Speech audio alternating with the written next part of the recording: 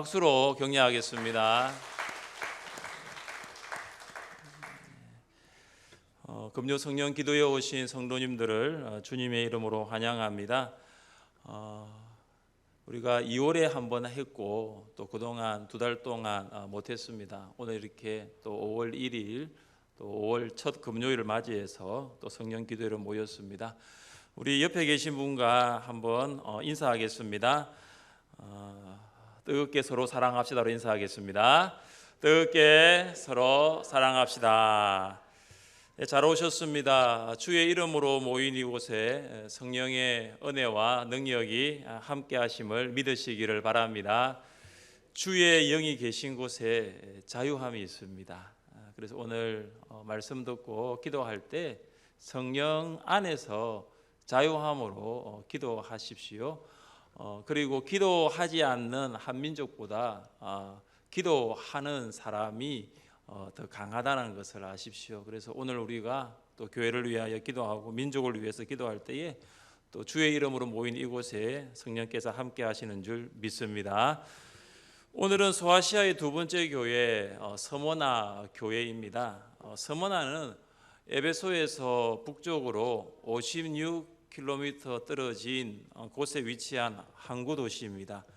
서머나는 소아시아 7도시 가운데 지금도 존재하는 유일한 도시입니다. 현대 명칭은 이즈미르라고 합니다. 서머나에는 도시 중심을 관통하는 황금의 거리라는 대로가 있었습니다. 그 대로의 끝에는 제우스 신전이 있고 또 반대쪽 끝에는 여신 사이벨레의 신전이 있었습니다. 그래서 황금의 거리 처음과 마지막이 신전이 있습니다. 그러면 황금의 거리 중간에는 뭐가 있느냐? 또 신전이 있어요. 아폴로, 아스클레피우스, 아프로디테 이런 신전들이 황금의 대로에 줄지어 있습니다. 기억해야 할 사실은 서머나가 주전 23년에 티베리우스 황제의 신전을 건축하도록 허락을 받았다는 것입니다. 그리고 주 81년부터 96년까지 통치했던 도미티안 황제 때에는 모든 로마 시민들에게 황제를 숭배하도록 요구되었습니다. 그래서 서머나 시민이라면 1년에 한 번 황제에게 봉헌된 제단에 분향을 하러 가야 합니다. 그들은 분향을 하면서 꼭 이렇게 말해야 합니다. 가이사는 주이다. 가이사는 주시다. 시민들은 분향을 마치면 황제 숭배 증명서를 받습니다. 이 증명서를 가지고 있어야 됩니다. 서머나에 사는 로마 시민이라면 이 증명서를 가지고 있어야 됩니다. 근데 성도들은 황제에게 분향하지 않고 숭배하지 않았습니다. 가이사는 주다라고 말하지도 않았습니다. 그러니까 황제 숭배 증명서가 없는 거예요. 이것이 없으면은 적발될 때 처형을 당할 수밖에 없었습니다. 서머나 교회 성도들에게는 황제 숭배뿐만 아니라 유대인들의 비방이 있었습니다. 9절입니다. 내가 내 환난과 궁핍을 알거니와 실상은 내가 부요한 자니라. 자칭 유대인이라 하는 자들의 비방도 알거니와 실상은 유대인이 아니요 사탄의 회당이라. 당시 서머나의 인구가 20만 명 정도 되었는데 그 중에는 많은 유대인들이 포함되어 있었습니다.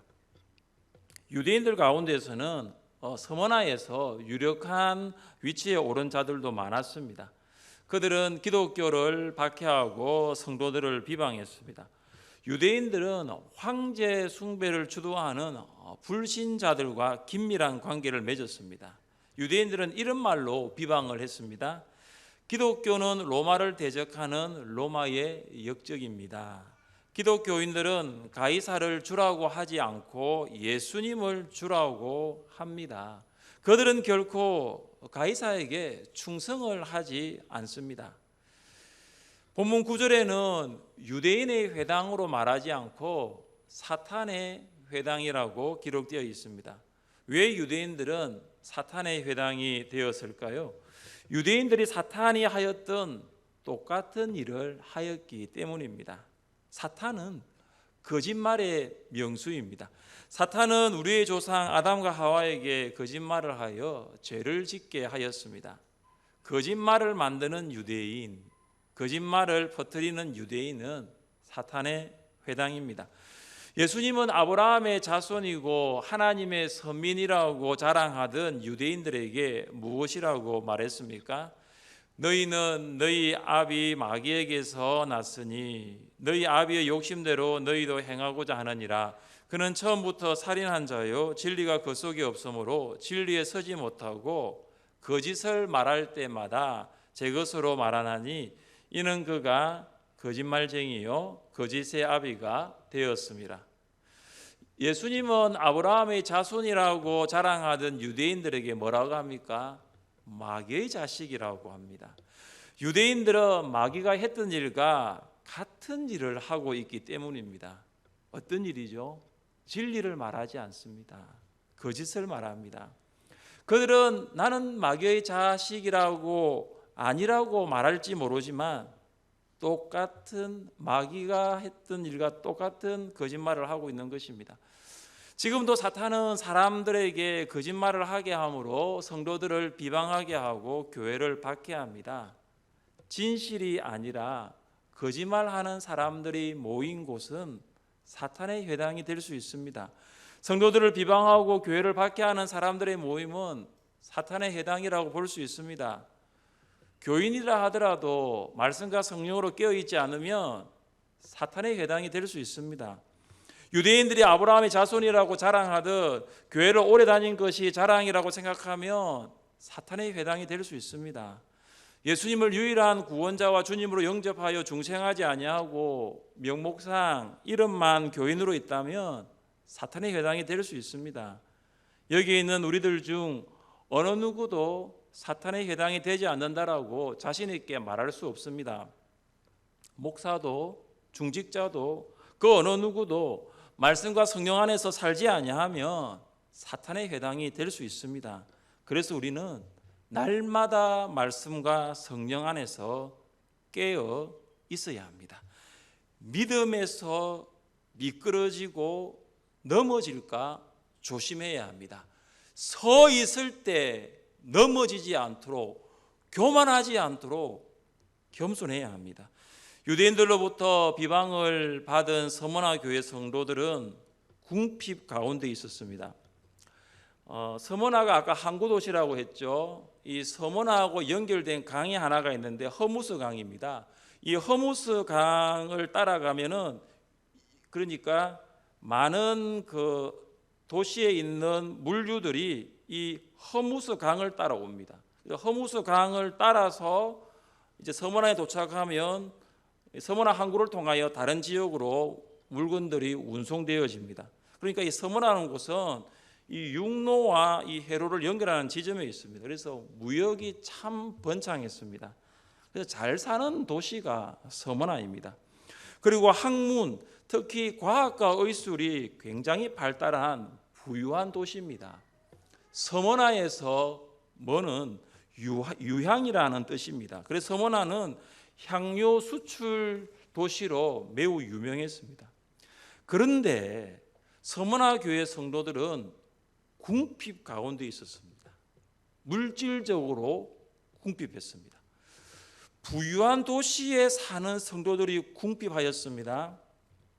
성도들이 직장이 변변치 않거나 일자리가 없었기 때문에 궁핍하게 살았다라고도 생각할 수 있을 것입니다. 그러나 그렇게 생각하는 것은 성경을 정확하게 보았다고 말할 수가 없습니다. 9절을 보시면 환난과 궁핍이라는 표현이 있습니다. 다시 말해서 환난과 궁핍이 함께 오는 것입니다.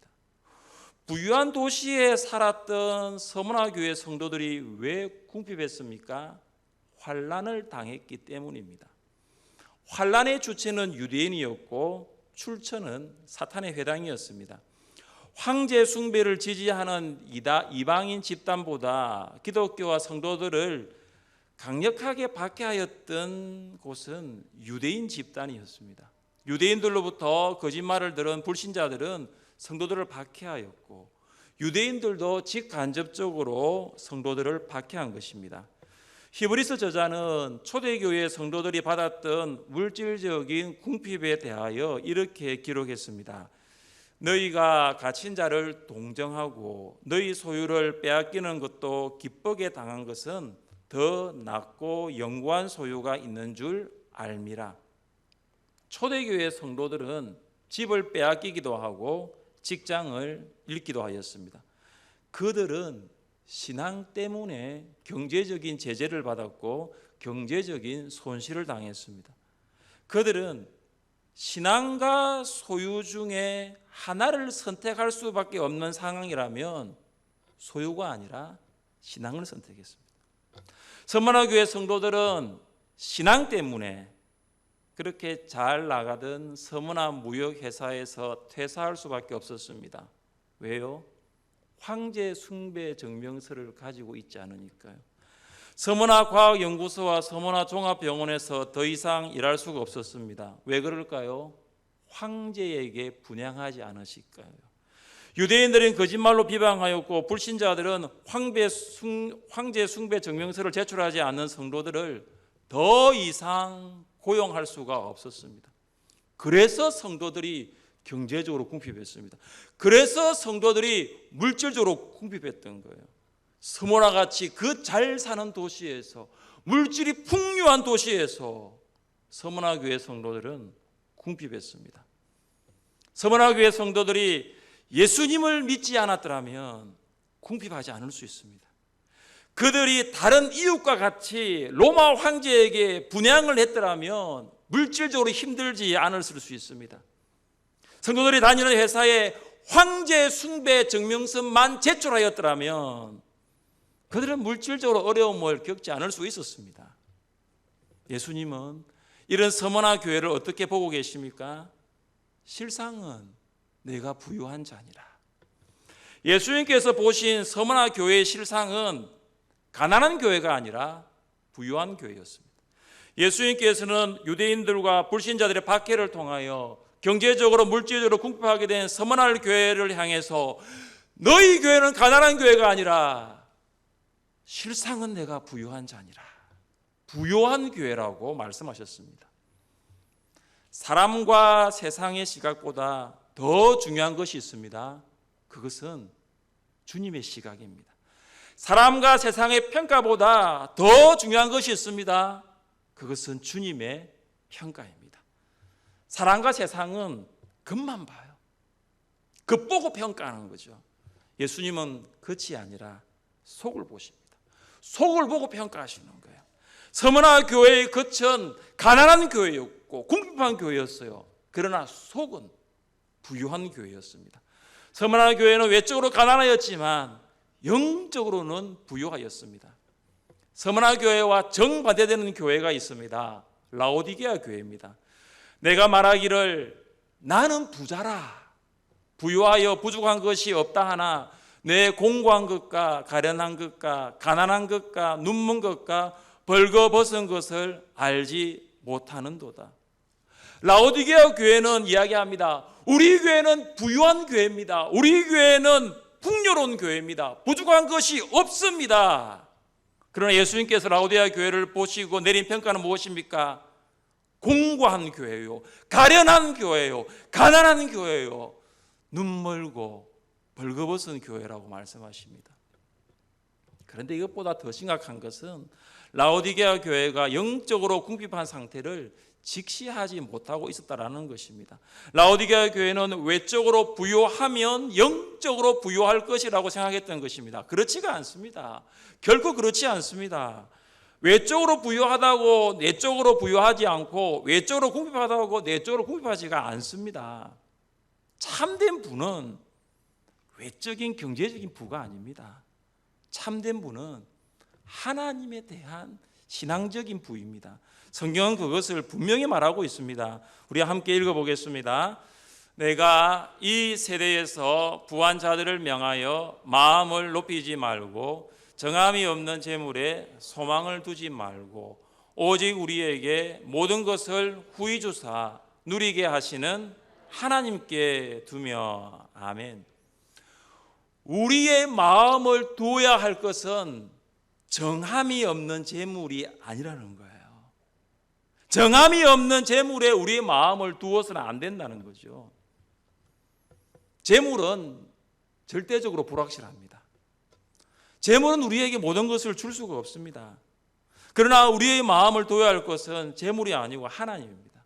하나님은 우리에게 모든 것을 주시되 후히 주시고, 하나님 우리에게 모든 것을 주시되 누리게 하시고, 우리에게 필요한 모든 것을 공급하십니다. 그래서 우리가 정말로 마음을 둬야 할 곳이 어디입니까?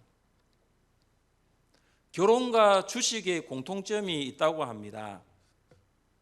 이런 내용이 있더라고요. 결혼과 주식의 공통점. 희망찬 기대를 가지고 시작한다. 해도 후회하고 안 해도 후회한다. 그 결과는 누구도 예측할 수 없다. 그 모습으로 항상 사람을 속게 한다. 결혼은 우량아를, 주식은 우량주를 원한다. 자기는 이미 하고서 남에게는 절대로 하지 말라고 한다. 저는 주식으로 돈 벌었다고 말하는 사람보다 주식으로 손해보았다라고 하는 사람들의 이야기를 더 많이 들은 것 같습니다. 주식으로 돈 벌었다고 하면은 자꾸 옆에 사람이 붙어서 이야기하는지 주식으로 돈 잃었다는 사람들이 더 많더라고요. 재물은 절대적으로 불확실합니다. 세상에서 절대적으로 확실한 대상은 오직 하나님 외에는 아무것도 없습니다. 하나님은 변함이 없으시고 영원하십니다. 하나님은 동일하시고 신실하십니다. 유대인의 비방과 신앙 때문에 궁핍하게 된 서머나 교회를 찾아오신 예수님은 이것을 잘 말해주고 있습니다. 처음이며 마지막이요 죽었다가 살아나신 이. 예수님은 처음과 마지막으로 죽었다가 살아나신 이로 묘사됩니다. 처음이며 마지막이요는 시공을 초월하신 영원한 주권자를 말합니다. 처음과 마지막은 예수님이 역사의 주인이시고 창조주이심을 말합니다. 죽었다가 살아나신 이는 사망을 체험하시고 이기신 분이십니다. 예수님께서 죽음으로 끝난 것이 아니라 부활하심으로 살아나신 것입니다. 서머나 교회는 유대인의 비방으로 인하여 고난과 경제적인 궁핍이 매우 심하였습니다. 거의 죽게 되었습니다. 정말로 살 수 없었습니다. 그러나 사망을 정복하고 부활하여 영원히 살아계신 예수님께서 무엇이라고 말씀하십니까?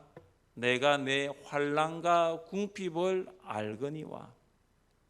예수님께서는 왜 서머나 교회 궁핍하게 되었는지를 안다고 하십니까? 처음과 나중 되신 예수님이시기 때문입니다. 알파와 오메가 되신 예수님이시기 때문입니다. 그래서 내가 내 환난과 궁핍을 안다라고 하십니다. 사랑하는 성도 여러분, 처음과 나중 되신 예수님, 사망에서 부활하여 지금 우리와 함께 계시는 예수님께서 신앙 때문에 비방을 당하고 경제적으로 궁핍 가운데 있는 여러분들을 향해서 이렇게 말씀하십니다. 내가 너의 환난과 궁핍을 아노라. 서머나 교회는 현재 환난 때문에 궁핍을 당하고 있습니다. 예수님께서는 서머나 교회가 미래에도 고난을 받을 것을 말씀하시면서 이렇게 권면하십니다. 10절 말씀 함께 읽어보겠습니다. 너는 장차 받을 고난을 두려워하지 말라. 마귀가 장차 너희 가운데서 몇 사람을 오게 던져 시험을 받게 하리니 너희가 10일 동안 환난을 받으리라. 내가 죽도록 충성하라. 그리하면 내가 생명의 관을 내게 주리라. 아멘. 예수님은 서머나 교회의 현재의 모습뿐만 아니라 앞으로 미래의 모습까지도 아십니다.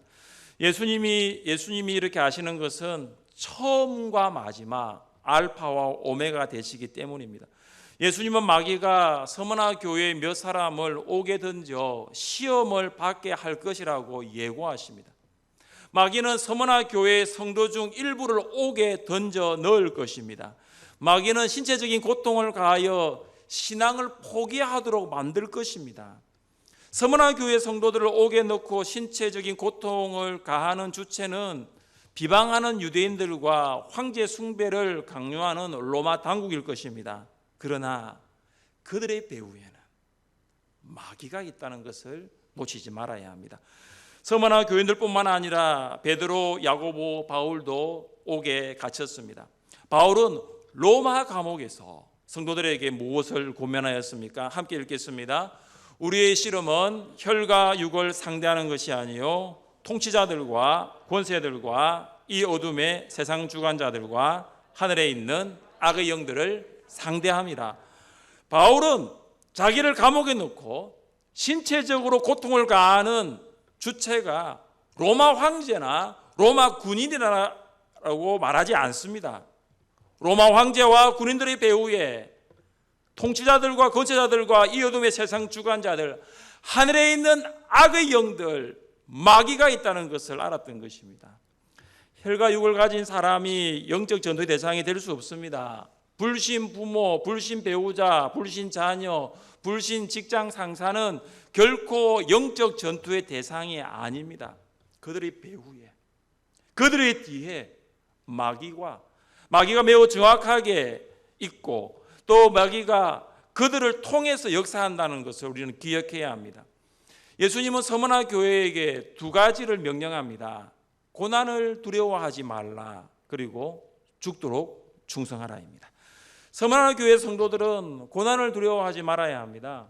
고난을 두려워하지 말라를 문자적으로 번역하면 고난을 두려워하기를 멈추라입니다.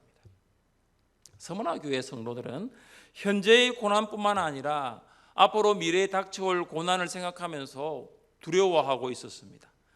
예수님을 따르던 제자들에게도 고난이 있었습니다. 그런데 예수님께서 그들에게 무엇이라고 하십니까? 세상에서는 너희가 환난을 당하나 뭐라고 말합니까? 담대하라. 고난을 당한다고 했습니다. 고난 없다라고 말씀하지 않았습니다. 내가 그 고난을 없애주겠다고도 말씀하지 않으십니다. 담대하라고 하십니다.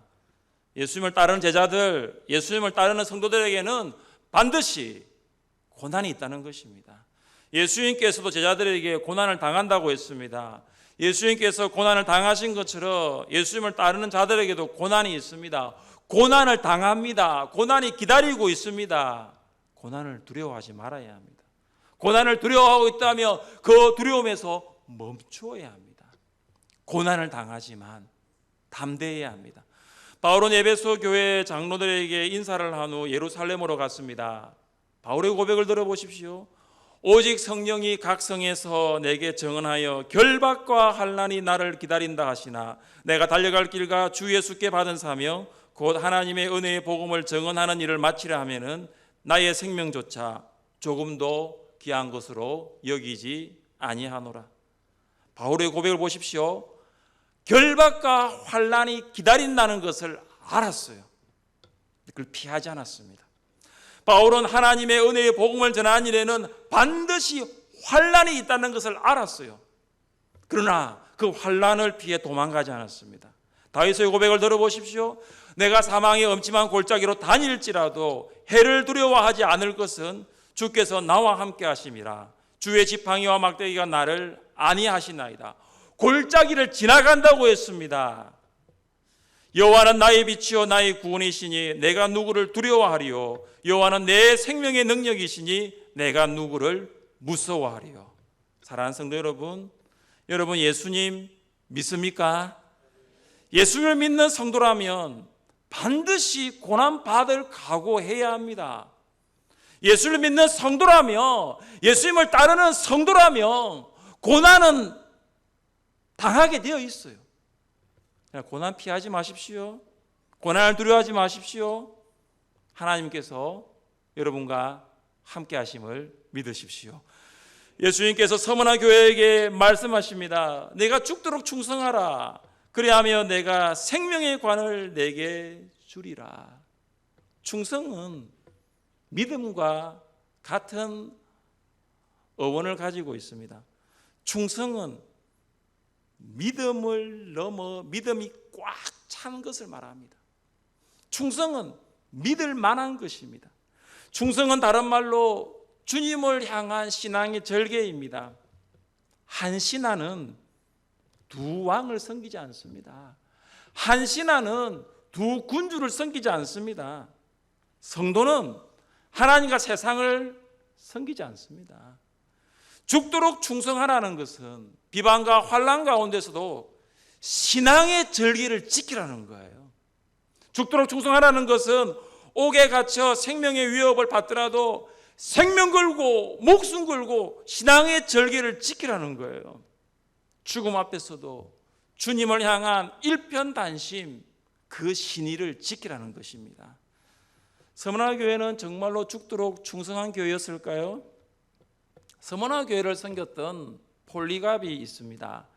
폴리갑은 젊었을 때 에베소에서 목회하던 사도 요한을 찾아가 가르침을 직접 받음으로 요한의 제자가 되었습니다. 그리고 폴리갑은 주후 115년부터 156년까지 41년 동안 서문화 교회를 섬겼습니다. 주 156년경 교회가 핍박을 받기 시작했고 86세 노령의 폴리갑은 지방 총독 게르마니쿠스의 재판정에 서게 됩니다. 군중들은 그를 사자의 밥이 되게 하라고 외쳤으나 사자들은 폴리갑에게 달려들지 않았습니다. 그러나 화가 난 군중들은 뒤로 물러가지 아니하고 그를 장작 더미 위에 올리라고 외쳤습니다. 이때 서문화 교회를 비방하던 유대인들은 안식일임에도 불구하고 총독에게 유죄 판결을 요구하였고 사형이 선고되자 직접 유대인들이 노동을 할 수 없는 그 안식일에 산에 가서 장작을 마련하는 열성을 보이기까지 했습니다. 장작 더미에 폴리갑을 묶어서 올려놓고 총독은 폴리갑에게 명령합니다. 가이사의 이름으로 맹세하고 그리스도를 모른다고 부인하면 살려주겠다. 그때 폴리갑은 이렇게 대답합니다. 86년간 나는 주님을 섬겼습니다. 주님은 나를 한 번도 모른다고 한 적이 없는데 내가 어떻게 나의 주님을 모른다라고 말할 수 있겠습니까? 폴리갑은 기꺼이 화염 속에서 주님의 품에 안겼습니다. 폴리갑은 당당하게 믿음을 지켜 서문화의 12번째 순교자가 되었습니다. 사랑하는 성도 여러분, 우리는 서문화 교회의 성도들과 같이 폴리갑처럼 이런 환난 당하지 않을 수 있습니다. 그러나 서문화 교회와 성도들에게 명령하신 하나님의 명령은 우리에게도 동일합니다. 죽도록 충성하라. 예수님을 믿습니까? 충성을 다하십시오. 예수님을 믿는 신앙의 절개, 예수님을 믿는 신의를 지키십시오. 우리는 코로나19를 통하여 우리가 주님을 향한 충성의 정도가 어떠한지를 체감하고 있습니다. 사람들은 코로나19를 전염병 중에 하나로 보지만 신자들에게 코로나19는 하나님에 대한 충성을 알 수 있게 만드는 계기가 되었습니다. 앞으로 제2차 유행 혹은 이보다 더한 전염병이 올 수 있다는 보도가 있습니다. 충성은 코로나19가 오든 오지 않든 변함이 없는 신앙입니다. 처음과 마지막이신 예수님을 믿는 성도는 변함이 없는 신앙생활을 합니다. 변함없이 예배합니다. 변함없이 기도합니다. 변함없이 찬양합니다. 변함없이 전도합니다. 예수님께서 다시 오시는 날은 점점 가까워지고 있는데 우리의 신앙은 점점 더 예수님으로부터 멀어지고 있지는 않습니까? 예수를 믿는 것 때문에 사람의 비방이 있습니까? 신앙생활 때문에 경제적인 어려움이 있습니까? 믿음 때문에 신체적인 고통을 당한 적이 있습니까? 이런 환난이 오더라도 두려워하지 마십시오. 그리고 끝까지 충성하시는 여러분 될 수 있기를 주님의 이름으로 축복합니다. 우리 함께 이 시간 찬양하겠습니다. 우리 자리에 일어나시